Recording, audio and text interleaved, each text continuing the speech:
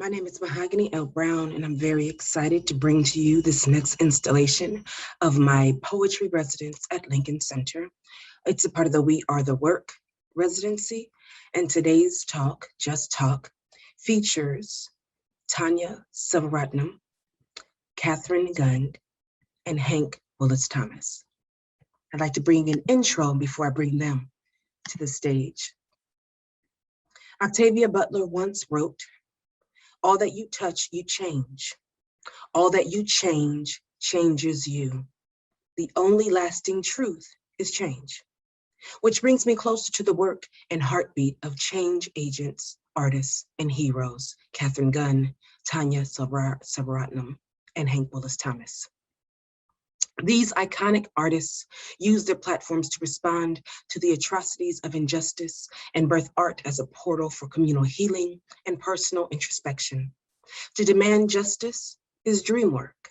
Yes, it is a part of the foundation for freedom fighters, but it must be anchored in practice, policy, and unequivocally be for the people. Catherine Gund once said, "To me, there is no justice without empathy, and therefore there is no justice without art," which is a call to arms and mirror thrusted into the hands of each citizen. She also reminds us we can follow our intuition to places that the mainstream media, advertising, the education system, and other things won't lead us. Art to me is what can lead us there. I want to share, I want everyone to feel like I do about art. I feel like art is our salvation as individuals, as a community, as a society that needs to find a path forward, both to heal past wrongs and current wrongs as we experience right now in our government. See, the outreached hand, the skyward fist, the labor of seeing and healing are the nucleus of movement work. And Selvaratnam focuses the lens on the properties of art as a healing mechanism. She says, by sharing our stories, we realize we are not alone, and art helps me heal every day. This is what I wish for everyone, that art can be a part of their daily lives, whether by making it or experiencing it, because it opens a new world and a new way of seeing. When we recognize our positions as citizens, whether knowing or becoming, we recognize it as a mighty one. When we come to understand the power we wield and we recognize our energy as a collective, we can transform the seed until sprout and toil the land in spirits that harbor bordered bodies and spaces. Hank Willis Thomas once said, "The most revolutionary thing a person can do is be open to change." And that is the core to the evolution. That is the core to the evolution of our humanity. It is the urgency acknowledged and the methodology formed as we participate in this one good life. As we acknowledge we too can become beacons of light. Each of our platforms, dreams, and hopes can become flight patterns forward, upward, the fifth still sky high. But it is only a gesture until it is rooted in action. Action is essential to change. Octavia Butler's quote is a tremor in the bedrock of stagnancy. She gave us a meditation for remaining when she wrote, "All that you touch, you change. All that you change, changes you. The only lasting truth is change. God is change." We are essential. Our art practices are a source of light and living. Please join Catherine, Tanya, and Hank as they talk about their practice, what moves them forward, and hopefully this gives you some solace. Hopefully this gives you a meditation. Hopefully this gives you hope. Audre Lorde brilliantly penned the simple inquiry, "Are you doing the work?" And I'd like to begin thinking about the ways in which you all have arrived to this space. What internal work was mandatory to assure you could serve your highest purpose? And how do you align your art to serve the people? So it's a two-part question. Tanya, will you start off for us? Yeah, I'm so glad that you opened it with a quote from Audre Lorde, because it's another quote from Audre Lorde that I feel answers all those questions for me. So I'll just read that. I want to live the rest of my life, however long or short, with as much sweetness as I can decently manage, loving all the people I love, and doing as much as I can of the work I still have to do. I am going to write fire until it comes out of my ears, my eyes, my nose holes, everywhere, until it's every breath I breathe. I'm going to go out like a fucking meteor. And that phrase, those phrases inspire me very much. When a meteor lands, it has an eternal impact, and I strive to have a fraction of an impact by surrounding myself with collaborators like Catherine and like Hank. For me, it's about the community, it's about the collaboration, it's about coming from a place of abundance. Um, in terms of like aligning my art to serve the people, you know, I strive to make work that helps people, either by entertaining them, providing them with levity and joy, giving them resources, and sometimes all of it together. My greatest fear as an artist is that no one will see my work. The internal work I do to deal with that is I meditate and I seek out the support of people who have my back and who surround me with love. And I'm very grateful that two of those key people are here. Catherine Gunn, how about you? Oh, good. It's so much of the same ideas as Tanya. You know, I kind of took that as all these separate questions, which are all related, but I always feel like I learn best from people. Obviously, the three of you just exemplifying that, and that the power comes from gathering and from community. I think what Bryan Stevenson now would call proximity, that it's really about, you know, you think of the sandcastle and how that to me just exemplifies the process, the living, and that it's not really about an object or an art piece or certain kinds of outcome. The outcome really is the love and the power of relationships and of gathering. And I think one of the ways that I got to that space was being a very queer person and just realizing that there was a way that the dominant society didn't include me or didn't understand me, or as Tanya would say, like didn't even have my back, like wasn't a part of the community or the people that were going to make sense of the world for me, and also allow me to make sense, to be something or somebody that makes sense. There's a beautiful James Baldwin quote I wrote down thinking about this, where he said, "The place in which I'll fit will not exist until I make it." And I feel like the internal work that it took to become a person who could survive in my life was realizing and leaning into being an artist and focusing on those sandcastles and focusing on relationships and understanding the artistry of gathering and community, because together we can imagine and create the world in which we fit. And we make that as artists, that we, you know, drop defensiveness. We have to stay humble, whatever that means, just stay open to the gifts that our children and our parents and our friends and our community impart to us.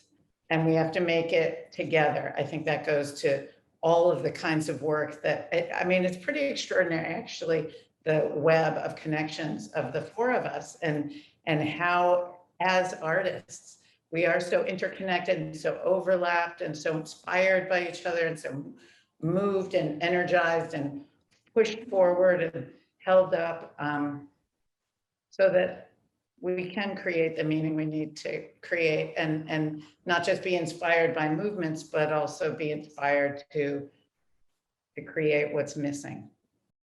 Thank you. And Hank, would you close it out for us? I also know that we were all inspired by Baldwin and Audre Lorde. And my favorite quote related to this topic that James Baldwin stated was that an artist's struggle for their integrity should be considered as a metaphor for the struggle that's universal and daily for all human beings to get to be human beings. That is my daughter yelling in the background. She can't hear her. And so I do also see that kind of family life as part of doing the work, how we connect our work to our personal lives is really critical for me. And Audre Lorde's poem, Litany for Survival, which was in the collection of Black Unicorn, it's my favorite poem. And the last lines of it are some of the most kind of daunting and also inspiring, where she writes, so it's better to speak knowing we are never meant to survive. And with the quote that Tanya brought out, it made me really consider, if they only knew that decades after they had passed, that their work would be more prescient, more potent than ever. I mean, I can't imagine. And so as artists working today, we can only hope and pray that,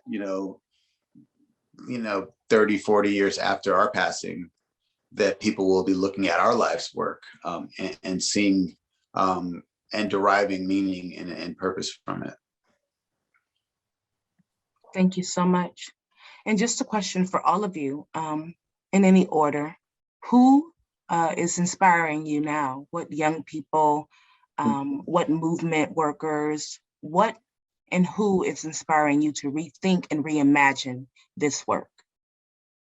Well, I want to go back to Baldwin, because I was so happy when Kat invoked him and Hank invoked him, because it's a quote by Baldwin that I consider my mantra, that I say to myself almost every day from the creative process. An excerpt of that is, the precise role of the artist is to make the world a more human dwelling place. And I find myself constantly reverting to that in trying to pick the projects that I work on, the people that I work with. I also take inspiration from Flo Kennedy. Another one of my mantras is a quote from her: don't agonize, organize. And on that note, the movements that have been inspiring me over last year, there are too many to mention, but especially the ones led by Black and Brown women. The voting rights, reproductive justice rights, how intertwined that is with our democracy, and how democracy is being taken out from under us, and the Black and Brown women that are trying to make sure that we still live in a democracy. Because when democracy fails in America, it is going to fail everywhere. And we are seeing that happen right now. There are too many people to pay homage to mention. I will mention Stacey Abrams, Nse Ufot, Latosha Browne, Monica Ramirez, so Ai-jen Poo, so many. These movements inspire me. And we honor the young activists so much, the immigration rights activists, the environmental activists, again, too many to mention, like Shea Bastida, David Hoggs, and so many more, fighting for gun reform. And we place too much on the shoulders of young people to save us, but we all need to be better allies of young people and also of movements. So I'll leave it at that. Those are the historical figures that inspire me to rethink and reimagine my work, and the organizers who are really picking up where our politicians are failing. You made a gesture to all the sort of components of what movements require. And I'm inspired by the people who are able to see themselves as many people. But I have one more. This is the Baldwin Zoom, the Baldwin Lord Zoom. But I won't read the whole thing. At the end of one of my favorites also, he says, one can give nothing, whatever. without giving oneself. That is to say, risking oneself. And I feel like that's what artists do all the time. And so it's people with the experience of whatever I'm thinking about or working through that inspire me. And to just keep risking ourselves, risking our being, because that's sort of the edge. That's what makes things feel worthwhile and impactful and meaningful. I have really been very kind of excited about the energy that I've seen with young people across many movements, but also people from older generations who have been doing work since they were young and continuing to do the work and have the work kind of intersecting at this inflection point. I'm also kind of very much inspired by the progress and the awareness that and the enlightenment that's come as related to young trans people, and through them paying homage to their kind of predecessors, while also demanding that many of us embrace humanity in a different light, because that work actually makes more space and more opportunity for everyone.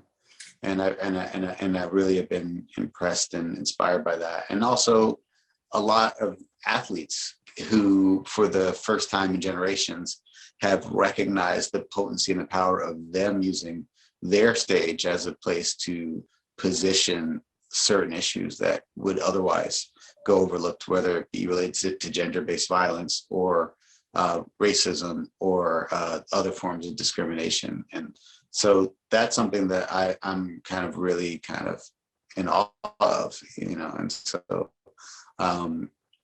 I hope that this is the new norm of us broadening the spectrum of who should absolutely be included and accepted in our society, but also broadening the stage upon which we can discuss and make progress on these issues. Excellent. Thank you all so much for making time today.